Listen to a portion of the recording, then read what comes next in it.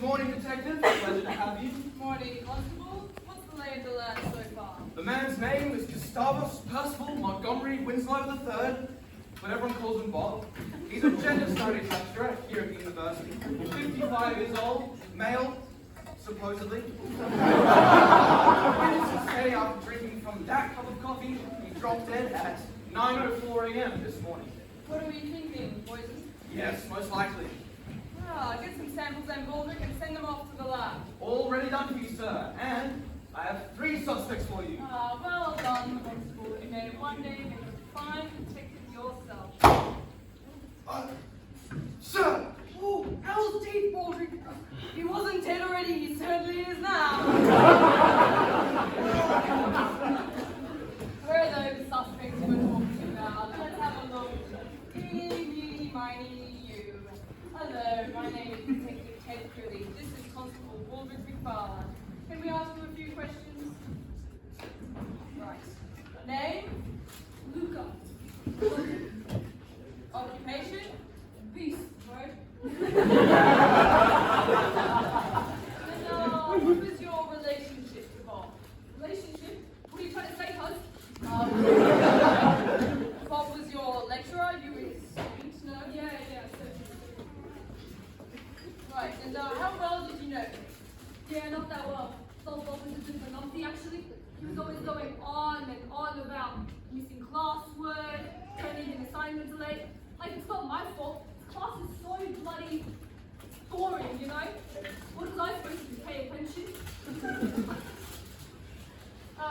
you say then you weren't very fond of the man. Fun? Nah. I liked him just as much as I like the dead rat in the back of my car. You were a lot more like the dead rat in the back of your car. That's a bit tough. Luca, it seems that not only do you have the motivation to commit this heinous crime, but your experience with narcotics gives you the knowledge necessary to create a potent poison that can kill a man in seconds. Narcotics? I don't do drugs. Of course you do. Look at you. You're all...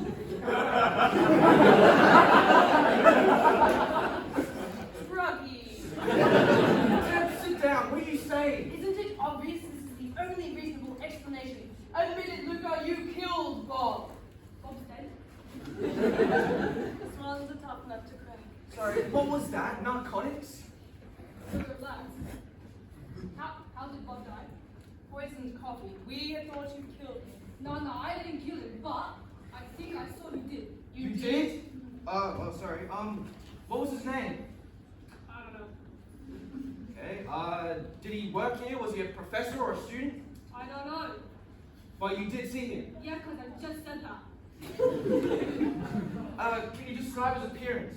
Okay, so I got to class kind of early today, because Bob's always going on and on about me coming late. So I was sitting there. Sorry, Luca, his appearance, his face. What did his nose look like? His nose. His nose had a certain menace behind it. You know, like an elephant. Sorry, is that like a thick nose? No, not thick, like his nose. Yeah, a real brooding nose. Very fascinating. No, it bloody isn't. How do I draw that? Oh, come on, Constable. Just do your best. No need to be a perfectionist. Okay, fine. What about his eyes? What were his eyes like? Oh, his eyes. They were like that moment when winter's over, spring is around the corner, there's hope in your eyes. His eyes. Sorry. So are those wide eyes then? Small eyes maybe? Hell, did he even have eyes? Oh, come on, Constable. No need to be rude. The boy has clearly seen a lot. Well, he's clearly not seeing the right thing. His eyes. They were like goat's eyes. They were rough, gentle, odd. Luca, thank you for your time. I'll contact you if we need anything.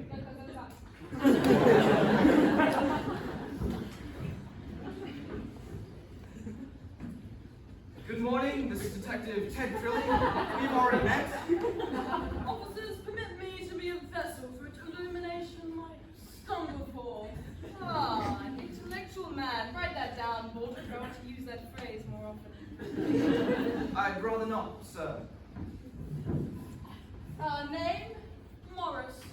Last name? Is that necessary? Yes, absolutely. My last name is Diddlywop. I'm sorry, I didn't quite catch that. I said Diddlywop. How do you spell that? Please. Is that French? Officers, we can move on. Of course, Mr. Morris. And, how did you know he was deceased?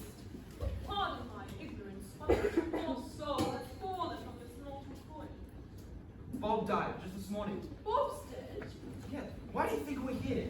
Officers, if I may, how might one define death?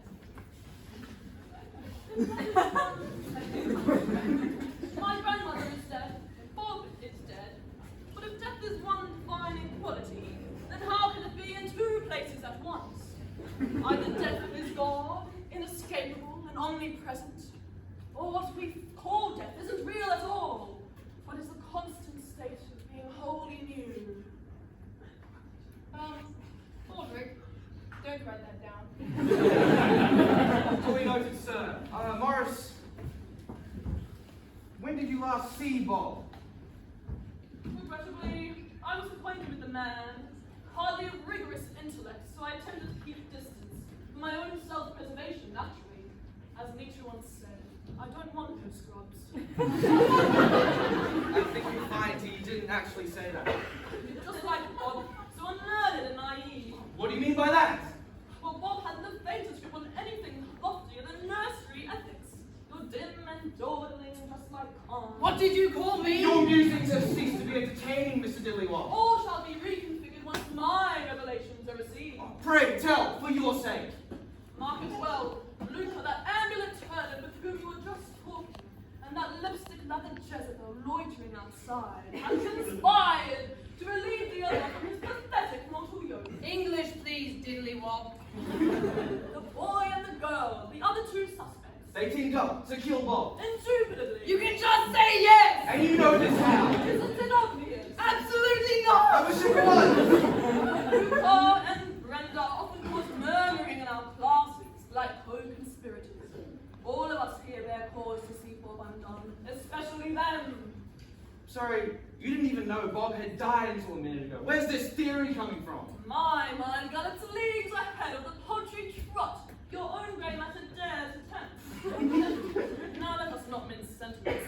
Your treatment of me has been nothing short of a venomous slurry of haughtiness, sneer, and sneering haughtiness. That is very rich coming from you, you pompous snot-stain. Yes, Morris, let's not mince sentiments. From the moment you walked through that door, you reeked of hollow arrogance. An ass has better linguistic discipline than you. And you two, police officers, I've scarce beheld a more harebrained duo of would-be sleuths. It seems, Diddlywop, that we haven't yet asked you where you were at the time of the crime. Where were you at 9:04 a.m. this morning? 9:04. I was late. My mummy dropped me off at 15:15. You weren't even here when Bob died. Apparently not. Get out!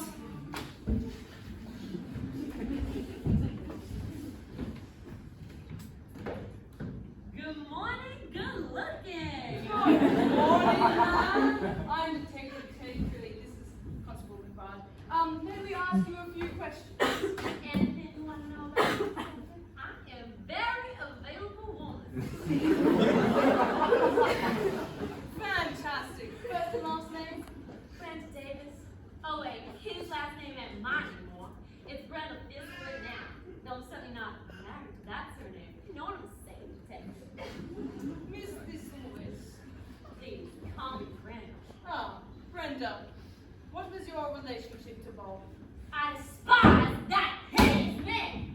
Why is that? He wasn't a vagabond. He was a scoundrel and a grumpy, no good sod. Wanna know why? He called my boy. He called my beautiful boy cock-a-doodle-doo. Oh, Brenda.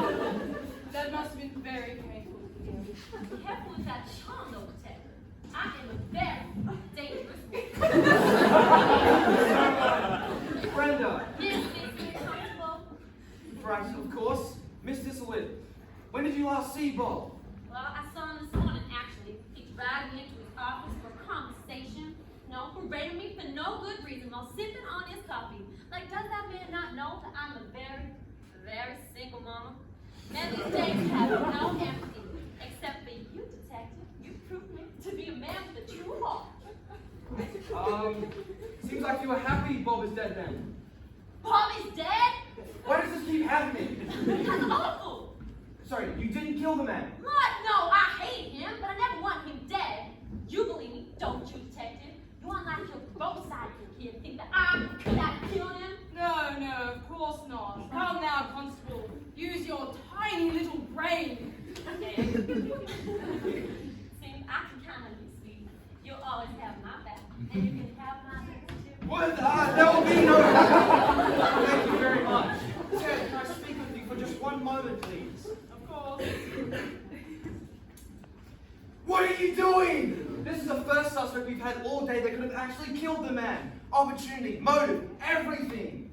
Ah, Baldrick, if you had listened, you would know. She said she didn't do it. You want to be a detective yourself someday. Ted, hear me please, just this once. Ask her a few more questions. We don't have enough information to dismiss her now. You want me to question her as if she could have actually killed the man? Yes, please, yes, humor me just this once. All right, Constable, whatever you say. Thank you. Problem solved for a married couple. Though I do hope you aren't actually a married detective. Oh, say, would you like to see some photos of my boy? He's so beautiful in his cheerleading skirt. Well, I'm sorry, Brenda, but we really must be moving on. Excuse me? Is my boy not good enough for you? Are you just too damn important to spend some time with my boy? I'm sorry, we can talk about your You boy. don't even know his name. You never told us. I overestimated you, detective. Honestly, you're as pathetic and careless as your stupid sidekick. What did I do? Disgusting. I wouldn't shed a tear if you both ended up like Bob. Eureka! Do you see now? Do you finally grasp with your bureaucratic remnants and your foppish cuts? The plodding simpleton and saucy pensioner colluding! Yet more evidence that my deduction is true. Yet here am I, unpaid, unthanked, doing your job better than you ever could. Listen here, you embryonic halfwit. Is it You smell me! I'm under arrest! Why are you here? I want your number!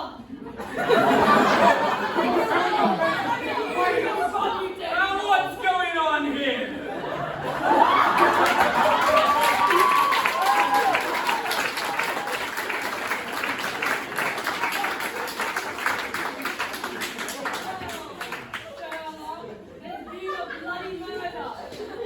Good heavens, who died? Bob! Bob died.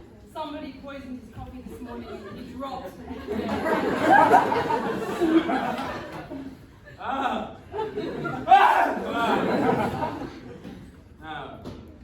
No, that can't be right. I made Bob his coffee this morning and I certainly didn't poison it. Good me.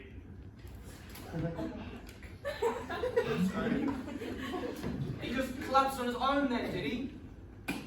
Yes! Actually, see, Bob has this serious medical condition, narcolepsy. Causes him to suddenly and randomly fall asleep. One moment he'll be bright and bubbly, the next he's gone down like a drunkard on a bicycle. Quite strange, really. It's why you might see him fall asleep in classes or something. So, he didn't die. He just fell asleep. Yes! Pulse and breathing so shallow he nearly looks dead, but really, he is completely fine. So I suppose he's just sleeping there under that sheet, then right as rain otherwise? Yes. Might just wake him up now. No, wait. That is a working crime scene. You can't tamper with a working crime scene. Well, it ain't a crime scene no more, is it? He's alive, right? That's right, Brenda. Why does it look like someone dropped an anchor on a watermelon? Well, someone stepped on his hand. Someone with size 7 women's Converse?